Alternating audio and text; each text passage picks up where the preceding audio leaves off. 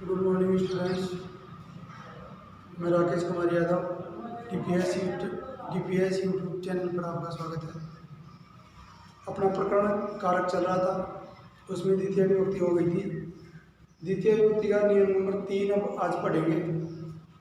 नियम नंबर 3 है उपान वद्यांग वसः। उपान वद्यांग वसः, ये सूत्र कहता है उप अनु अधि आंग उपसर्ग पूर्वक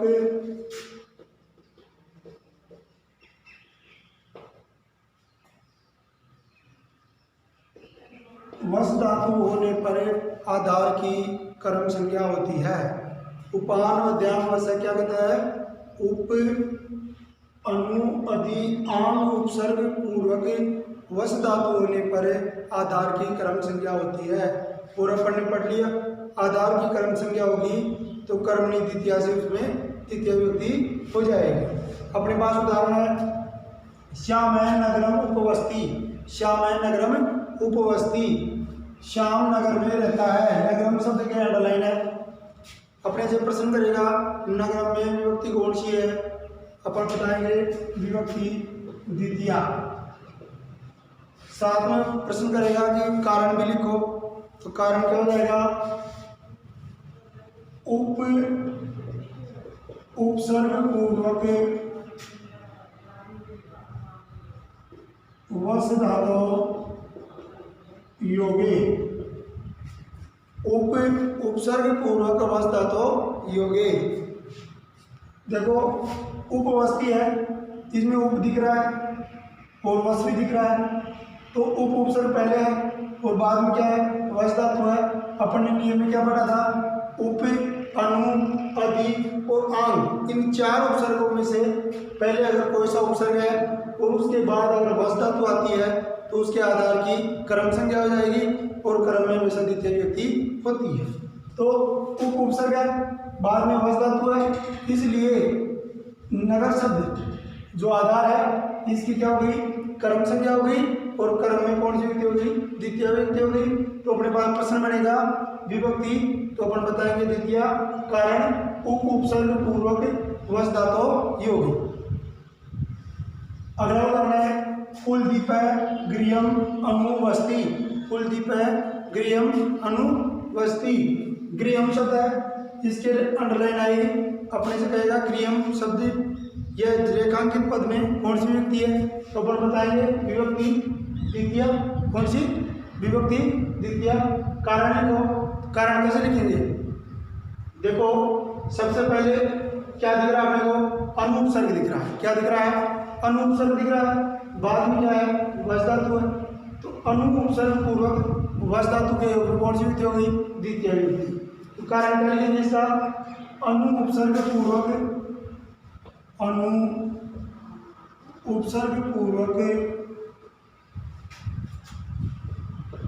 वस धातु योगे। आधार क्या हुआ? घर। गृह। आधार क्या हुआ? गृह। क्या हो गया? अगला उदाहरण इसका सुरेश है जयपुरम अधिवस्ती।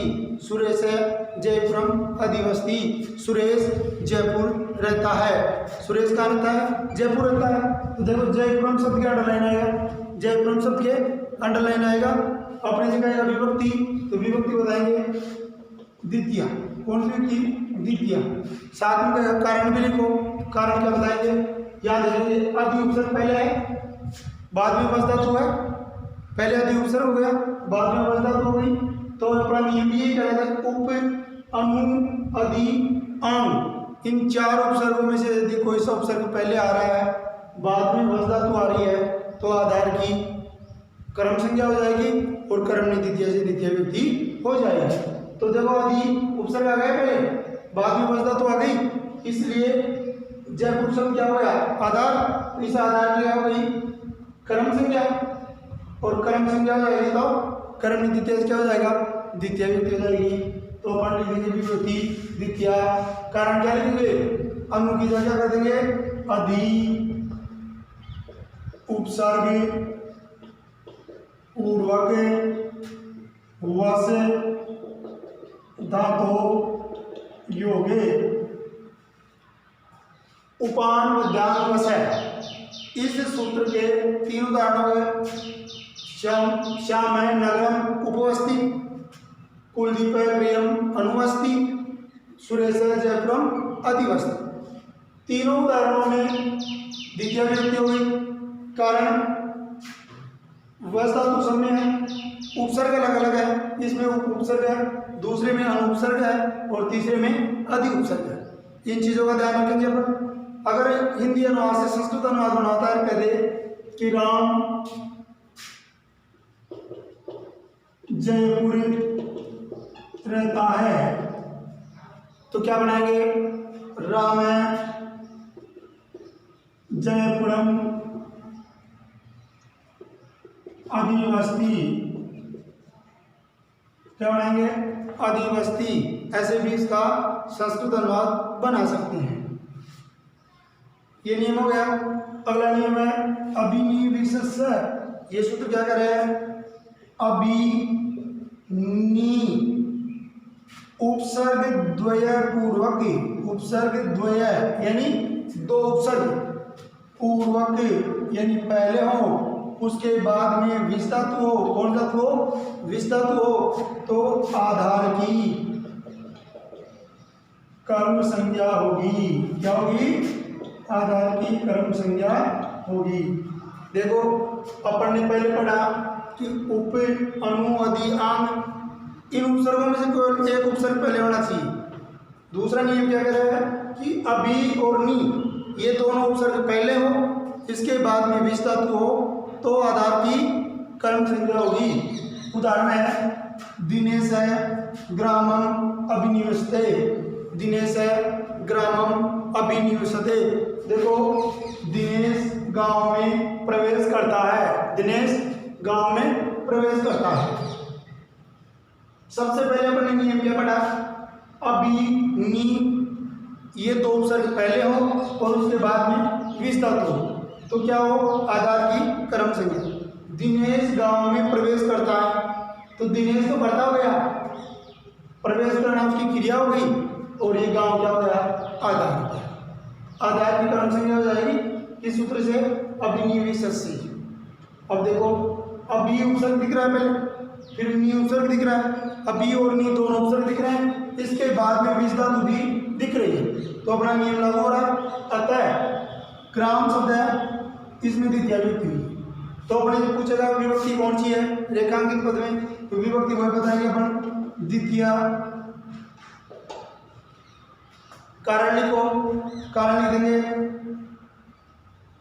अभिनी उपसर्ग द्वय पूर्वक विष धातु योगे।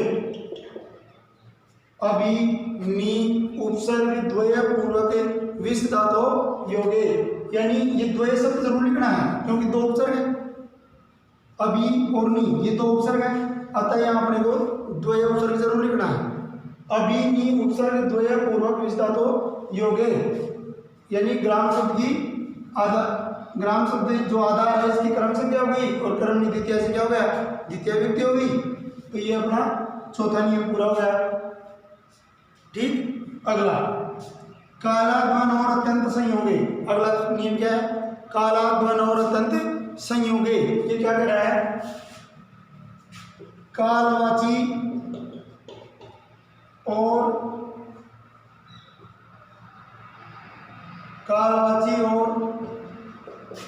मार्गवाची शब्दों में अत्यंत संयोग होने पर, कालवाची और मार्गवाची शब्दों में अत्यंत संयोग होने पर कालवाची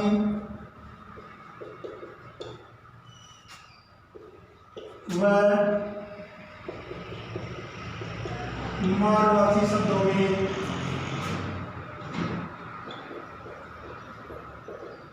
द्वितीय विभक्ति होती है।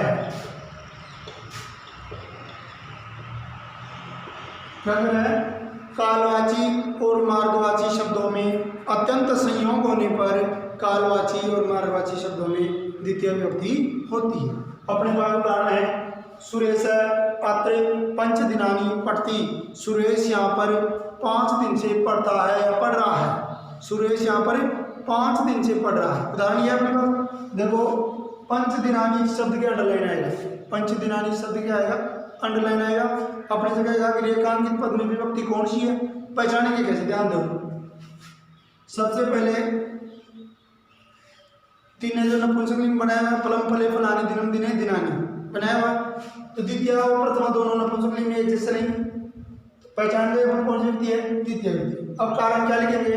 देखो 5 दिन समय कालवाची है ना, तो अपन ने क्या पढ़ा? कालवाची और मार्गवाची शब्दों में अत्यंत संयोग होने पर कालवाची और मार्गवाची शब्दों में द्वितीय विभक्ति होती है। यही तो पढ़ा अपन ने। पंच दिनानी क्या है? समय काल है, इसलिए कारण क्या हो जाएगा? विभक्ति तो क्या होगी? द्वितीय। कारण क्या लिखेंगे? कारण लिखेंगे कालवाची शब्द से योगे। कालवाची शब्द के योग में कारण क्या हो जाएगा? कालवाची शब्द के योग में कौन सी विभक्ति होगी? द्वितीय विभक्ति होगी। दूसरा उदाहरण क्या है? मोहन मासम अदिति। मोहन महीने पर पढ़ता है। दूसरा उदाहरण क्या है? मोहन महीने पर पढ़ता है। तो देखो महीना भर, महीना क्या है? समय। तो वही कारण क्या बन जाएगा? कालवाची शब्द। तो विभक्ति द्वितीय। कारण क्या लिखेंगे? कालवाची शब्द से योगे। 2 उदाहरण के लिए, नदी क्रोशम कुटिला अस्ति। नदी कोस पर टेढ़ी मेढ़ी है। नदी क्रोशम कुटिला अस्ति। नदी कोस पर टेढ़ी मेढ़ी है। यही तो हुआ, नदी कोस पर टेढ़ी मेढ़ी है। ध्यान दो, क्रोशम शब्द है, इसके अंडरलाइन आएगा। क्रोशम शब्द है, इसके अंडरलाइन आएगा। अपनी जगह विभक्ति लिखो, तो विभक्ति कौन सी बताएंगे? द्वितीय। विभक्ति कौन सी बताएंगे? द्वितीय। कारण लिखेंगे, देखो क्रोशम कोस पर एक है मार्गवाची शब्द। कोस पर नदी कोस पर एडी टेढ़ी है या टेढ़ी मेढ़ी है। नदी कोस पर टेढ़ी मेढ़ी है, तो क्रोशम में कौन सी विभक्ति होगी? द्वितीय। कारण क्या लिखेंगे? मार्गवाची शब्द से योगे। मार्गवाची शब्द के योग। इतना समझ में आ गया? देखो, सुरेश है अत्र पंच दिनानी पढ़ती। सुरेश यहाँ 5 दिन से पढ़ रहा है। पंच दिनानी शब्द है, ये समयवाचक है, कालवाचक है, इसलिए कारण क्या कर देंगे? कालवाचक शब्द से योग। नदी ओ मोहन मासम अदिते। मोहन महीने पर पढ़ता है, तो मासम महीना क्या है? एक समय है, कालवाचक है, इसलिए इसका कारण क्या हो जाएगा? कालवाची शब्द से योग। नदी क्रोशम कुटिलास्ती। नदी कोस पर टेढ़ी मेढ़ी है, तो कोस पर क्या है? एक मार्गवाची शब्द है। क्या है? मार्गवाची शब्द है, इसलिए क्या हो गया? मार्गवाची शब्द से योग। अगला उदाहरण इसका, प्रदीप योजनम पढ़ती। प्रदीप कोस पर, योजन का क्या हो गया? कोस पर, योजन, एक योजन पढ़ता है, एक योजन तक पढ़ता है। प्रदीप 1 योजन तक पढ़ता है। 1 योजन, ये भी एक रस्ते के माप हो गई, तो ये क्या रास्ता? मार्गवाची है ना, तो कारण क्या लिख देंगे? मार्गवाची शब्द से योगी। योजनम शब्द में द्वितीय विभक्ति हो जाएगी रामम की तरह, तो द्वितीय विभक्ति। कारण क्या लिखेंगे? मार्गवाची शब्द से योग। कंप्लीट। देखो, उपाय मध्याह्न से क्या कहा? उप अनु अधि आंग उपसर्ग पूर्वक वश धातु होने पर आधार की क्रम संज्ञा होती। 3 उदाहरण इसके, श्याम नगरम उपमस्ति, कुलदीप गृहम अनुमस्ति, सुरेश जयपुरम अधिवस्ति। इतना हो गया।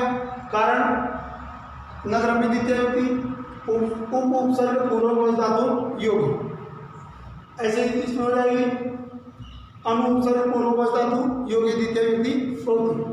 यहाँ भी क्या हो जाएगा? आदि उपसर्ग पूर्वक वश धातु योगे द्वितीय विभक्ति होती। अपना दूसरा नियम क्या था? अभिनिवेशस्य कि अभी नी और विष अभी और नी उपसर्ग द्वय पूर्वक विष धातु होने पर आधार की क्रम संज्ञा होती है। उदाहरण अपने पास आ गया था दिनेश है ग्रामम अभिनिवेशित है, ग्रामम के अंडरलाइन आएगा, विभक्ति पूछेगा द्वितीय, कारण लिखेंगे अभिनि उपसर्ग पूर्वक विष धातु होगी। तीसरा कालाध्वन और अत्यंत संयोग है, कालवाची और मार्गवाची शब्द में अत्यंत संयोग होने पर कालवाची और मार्गवाची शब्दों में द्वितीय विभक्ति होती है। उदाहरण मोहन में मासम अदिते, मोहन महीने पर पड़ता है, मासम के अंडरलाइन आएगा, विभक्ति द्वितीय, कारण कारण क्या लिखेंगे वही कालवाची शब्द से योग।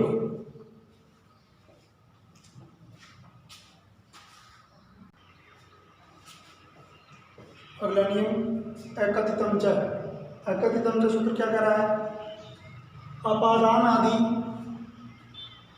विशेष अविवक्षित कारक की क्रम संज्ञा होती है। एकत्रितम से क्या कह रहा है कि अविवक्षित अर्थात एकत्रित कारक की क्रम संज्ञा होती है। एकत्रित यानी गौण क्रम, अप्रधान क्रम भी जिसे कह सकते हैं अपन, अप्रधान कारक की क्या हो जाएगी क्रम संज्ञा हो जाएगी। ये सूत्र क्या कह रहा है, अपादान आदि विशेष अविवक्षित या गौण क्रम या एकत्रित क्रम की वो कारक की क्रम संज्ञा होती। द्विक्रमक धातुओं की 16 धातु हैं, द्विक्रमक कितनी धातु हैं 16 धातु हैं, वो है दुह यानी दोहना, दूध निकालना, दुह यानी दोहना या दूध निकालना, याच याच यानी मांगना, याच यानी मांगना, पच यानी पकाना, दंड यानी दंड देना, दंड यानी दंड देना, प्रच यानी पूछना, रुद्ध यानी रोकना, उर्ची यानी चुनना, ब्रू यानी बोलना, सास यानी कहना, मत यानी मतना, मुझ यानी चुराना, जी यानी जीतना, नी यानी ले जाना, और री यानी हरण करना, अपहरण करना, क्रीच यानी खींचना, व यानी ले जाना। ये 16 धातु क्या है द्विक्रमक है, अर्थात इन 16 धातुओं का जहाँ भी प्रयोग होगा वहाँ या उस वाक्य में 2 क्रम प्रयुक्त होंगे। देखो उदाहरण अपने पास है, सुरेश है महेशम पुस्तकम याचते, सुरेश है महेशम पुस्तकम याचते। देखो अपने को ढूंढना है पहले गौण क्रम, सुरेश महेश से पुस्तक याचते मांगता है, सुरेश महेश से पुस्तक मांगता है।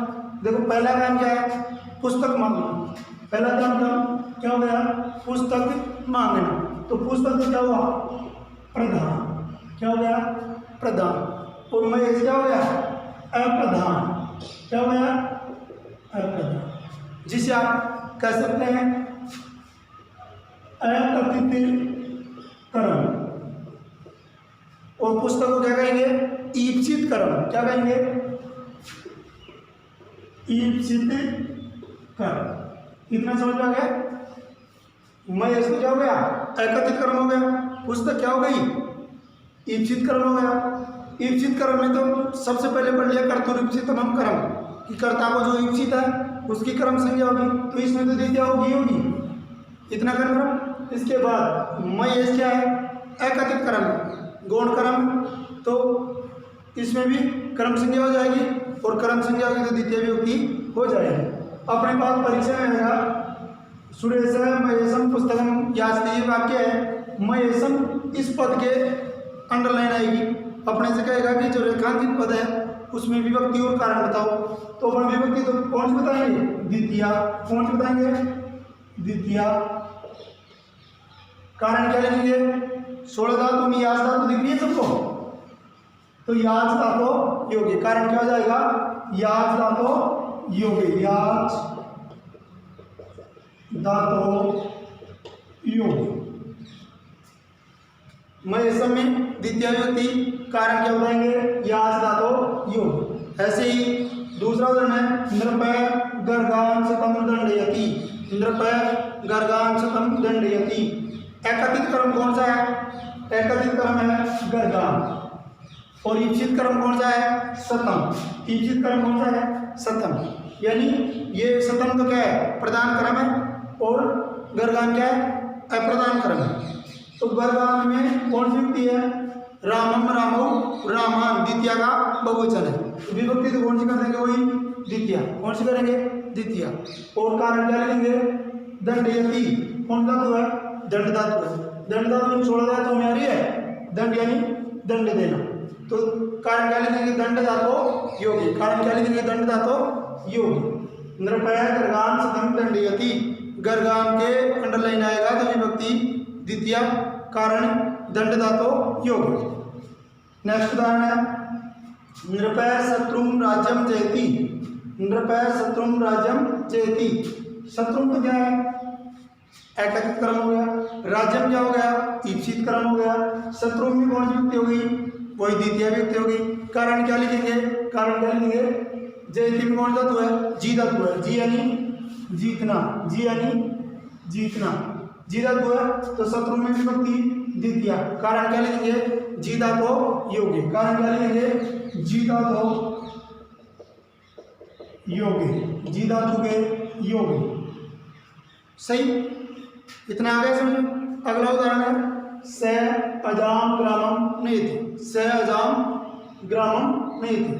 वह बकरी को गांव से, बकरी को गांव ले जाता है। नेति यानी ले जाना। नी धातु, नी धातु अपने पास आई थी, ये 13 नंबर पे। नी धातु नी यानी ले जाना।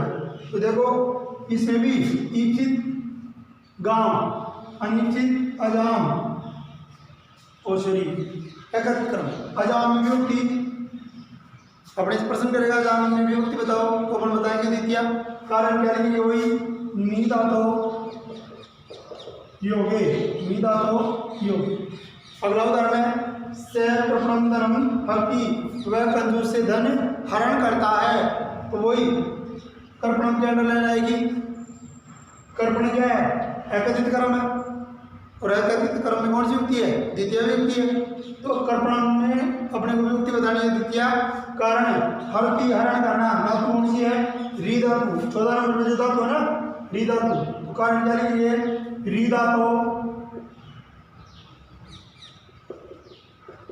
योगे, री धातु के योग में द्वितीय युक्ति री धातु के योग। अगला उदाहरण है गोपाल है गाम दुग्धम दोग्धी, गोपाल गाय से दूध निकालता है। दोग्धी धातु दु है, कौन धातु है? दु है, दु है दोना। तो जो गाम ये पद है इसमें अंडरलाइन आएगा। अपने जगह का विभक्ति कौन सी है? तो गो शब्द है, गो का द्वितीय का एक वचन बना गाम, तो विभक्ति करेंगे द्वितीय। कारण क्या लिखेंगे? कारण दोग्धी में कौन सी धातु है? दु धातु है। तो कारण लिखेंगे दु है धातु योगे, दु है धातु के योग में। सही। अगला अपने पास नियम है अभितय परितय समया निक्षा प्रतियोगे अपि, अभितय परितय समया निक्षा प्रतियोगे अपि। एक वार्तिक है। इस वार्तिक में कहा गया है कि अभितय यानी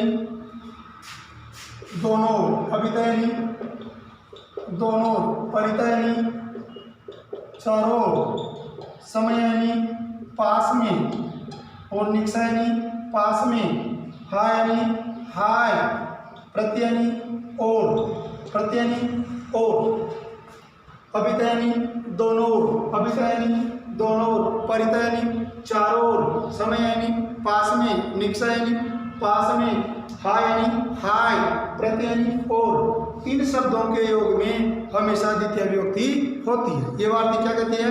इस अभितय परितय समया निक्षा हा प्रति, इन शब्दों के योग में हमेशा द्वितीय विभक्ति होती है। जैसे अपने पास उदाहरण है राजमार्गम अभितय वृक्षा शंति, राजमार्गम अभितय वृक्षा शंति। अपने पास ही उदाहरण है राजमार्गम शब्द की अंडरलाइन आएगी। राजमार्गम शब्द की अंडरलाइन है। अपने जगह का विभक्ति, तो विभक्ति बताएंगे द्वितीय। विभक्ति कौन से बताएंगे? द्वितीय। इतना हो जाएगा। विभक्ति का कारण लिखो तो अभितय शब्द है, अपन ने पढ़ लिया कि अभितय के योग में हमेशा द्वितीय विभक्ति होती है। तो कारण क्या लिखिए? अभितय पद से योग है। कारण क्या लिखिए? अभितय पद से योगे राजमार्ग शब्दे द्वितीया भवति। अभितः पदस्य योगे राजमार्ग शब्दे द्वितीया विभक्ति भवति, यानी अभितः पद के योग में राजमार्ग शब्द में द्वितीया विभक्ति होती है। दूसरा उदाहरण है प्रति, जैसे बाल का, एक उदाहरण ले लेंगे अपन, बाल का विद्यालय प्रति गच्छति, बालक विद्यालय की ओर जाते हैं। विद्यालय में पता है, विद्यालय में हमेशा द्वितीय विभक्ति बताएंगे, क्योंकि आगे क्या है, प्रति दिया हुआ है। आगे क्या है, प्रति दिया हुआ है, इसलिए कौन सी विभक्ति बताएंगे, द्वितीय विभक्ति बताएंगे। तो विभक्ति द्वितीय, कारण क्या लेंगे, प्रति पदस्य योगे विद्यालय पदे द्वितीय विभक्ति भवति। अगला अपने पास एक नियम है, उभ सर्वतसो कार्यादिगु पर्यादिषु त्रिषु। एक उभ सर्वतो कार्यादिगु पर्यादिषु त्रिषु, ये वार्तिक है। ये वार्तिक क्या कहती है, उभयत है, सर्वत है, दिक्, अधोवत है, अत्यधि और ऊपरी ऊपरी, इनके योग में द्वितीय विभक्ति होती है। ये वार्तिक क्या कहती है, उभयत है। उभयत यानी दोनों, उभयत यानी दोनों, सर्वत यानी सबोर, सर्वत यानी सबोर, दिक् यानी धिक्कार, अधो यानी अधोदय यानी सबसे नीचे, सबसे नीचे, और अत्यधि यानी अंदर अंदर, और ऊपरी ऊपरी यानी ऊपर ऊपर। ये उभयत यानी दोनों, उभयत यानी दोनों, सर्वत यानी सब और, दिक् यानी धिक्कार, अधोदय यानी सबसे नीचे, अत्यधि यानी अंदर अंदर, और ऊपरी ऊपरी यानी ऊपर ऊपर। इन शब्दों के योग में भी हमेशा द्वितीय विभक्ति होती है। उदाहरण है जैसे विद्यालयम उभयत है, जलम अस्ति, विद्यालय के दोनों ओर जल है। विद्यालय में उभयत है, जलम अस्ति, विद्यालय के दोनों ओर जल है। विद्यालय में पद की अंडरलाइन आएगी, अपने से पूछेगा विभक्ति कौन सी है, तो विभक्ति बताएंगे द्वितीय। कारण क्या लिखेंगे, उभयत पद दिख रहा है, उभयत पद, कारण लिखेंगे उभयत पदस्य योगे विद्यालय शब्द द्वितीय विभक्ति भवति। लिख देंगे उभयत पदस्य योगे, क्या लिखेंगे, उभयत पदस्य योगे विद्यालय शब्दे या पदे द्वितीय विभक्ति भवति। सही। अगला अपने पास नियम है अंतरांतरेण युक्ते। ये नियम क्या कर रहा है, अंतरा, अंतरा यानी मध्य या बीच में, अंतरेण यानी बिना, अंतरेण यानी बिना, इनके योग में हमेशा द्वितीय विभक्ति होती है। अंतरा यानी मध्य, अंतरेण यानी बिना, इनके योग में हमेशा द्वितीय विभक्ति होती है। जैसे अपने पास एक उदाहरण है, प्रदीप पुस्तकम बिना पढ़ती या अंतरेण, बिना आएगा या अंतरेण, दोनों में एक आएगा। अपने जो पास अंडरलाइन आएगा पुस्तक शब्द की, अपने से पूछेगा विभक्ति कौन सी है, तो अपन विभक्ति बताएंगे द्वितीय। कारण या तो बिना शब्द दिया हुआ तो बिना पदस्य योगे, अंतरेण दिया हुआ हो तो अंतरेण पदस्य योग। लिख देंगे ऐसे ही। कैसे लिखेंगे, विभक्ति द्वितीय और कारण लिखेंगे बिना पदस्य योगे, या अंतरेण दे रखा है तो अंतरेण पदस्य योगे। इसका दूसरा उदाहरण है रामम श्यामम च अंतरा देवदत्त अस्ति। राम और श्याम के बीच में देवदत्त है, तो रामम और श्यामम दोनों पदों के अंदर लेना सकता है या एक क्या सकता है। पूछेगा विभक्ति, तो विभक्ति द्वितीय। कारण अंतरा पदस्य योगी, कारण क्या बताएंगे, अंतरा पदस्य योगी। और एक नियम द्वितीय विभक्ति का और है अब अभ्युक्त अर्थस्य न, अभ्युक्त अर्थस्य न। ये सूत्र क्या कहता है, अभी अपन ने पढ़ा उप उपसर्ग पूर्वक वश धातु के योग में द्वितीय विभक्ति होती है। पढ़ लिया। ये क्या कह रहा है, अभियुक्त तृतीय है, और ये बात ये कह रही है कि उपवास अगर अर्थग्रहण कर लिया जाए, उपवास का मतलब व्रत, उपवास अर्थग्रहण कर लिया जाए तो वहाँ द्वितीय विभक्ति न होकर के सप्तमी विभक्ति होती है। ये अपवाद सूत्र है, क्या है, अपवाद है ये, अपवाद। इसका एक उदाहरण है वने उपवस्ती, वने उपवस्ती, वने के अंडर लेना आएगा और विभक्ति पूछे तो सप्तमी बतानी है, क्योंकि यहाँ उपवास अर्थ हो गया। और अपन ने पहले नियम में पढ़ा था कि उप उपसर्ग पूर्वक वस धातु के योग में द्वितीय विभक्ति होती है, तो उप उपसर्ग भी है और वस धातु भी है, द्वितीय विभक्ति होनी चाहिए।